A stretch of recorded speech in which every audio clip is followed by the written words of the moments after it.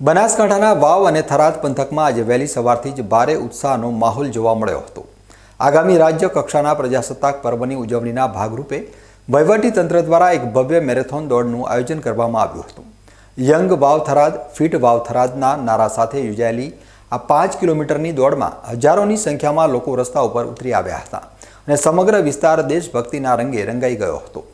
આ મેરેથોનમાં ખાસ ઉપસ્થિત રહેલા ગુજરાત સરકારના મંત્રી સ્વરૂપજી ઠાકોરે પોતે દોડીને યુવાનોનો ઉત્સાહ વધાર્યો હતો। જિલ્લા વહીવટી તંત્ર અને પોલીસ સ્ટાફના અધિકારીઓ પણ આ દોડમાં ખભે ખભા મિલાવી જોડાયા હતા। આયોજનનો મુખ્ય હેતુ લોકોને સ્વાસ્થ્ય પ્રત્યે જાગૃત કરવાનો અને આગામી 26મી જાન્યુઆરીની ઉજવણી પૂર્વે લોકોમાં રાષ્ટ્રપ્રેમની ભાવના જગાડવાનો હતો। નાના બાળકોથી લઈને વડીલો સુધી સૌ કોઈ આ દોડમાં ઉત્સાહભેર જોડાયેલા જોવા મળ્યા હતા।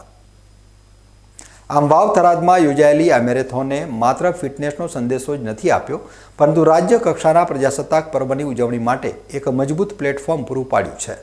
હજારો લોકોની ભાગીદારી અને તંત્રની મહેનતના કારણે આ કાર્યક્રમ ખૂબ જ સફળ રહ્યો છે અને હવે સૌની નજર 26મી જાન્યુઆરીએ યોજાનાર મુખ્ય કાર્યક્રમ ઉપર ટકેલી છે।